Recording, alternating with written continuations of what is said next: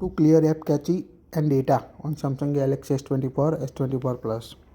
Open the app drawer on your device. Tap the settings app. Now scroll down.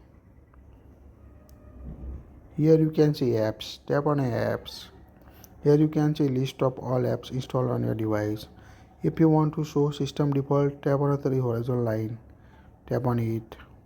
Now you can see show system apps. Toggle on it to show all system apps on your device. Also filter by enable, disable or a sort by size last used. Tap on OK.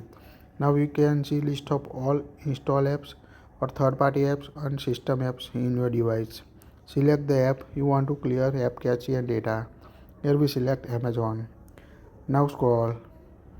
In usage section you can see the storage option. Tap on storage. At the bottom right you can see the clear cache option. When you tap on a clear cache, it will remove app's temporary data from your device. Tap on a clear cache. Now you can see cache set as a 0. If you want to remove app's data permanently, tap on a clear data. Tap on a clear data. Here you can see it will delete data permanently, including files, settings, account, etc. Tap on a delete to delete app's data on your device.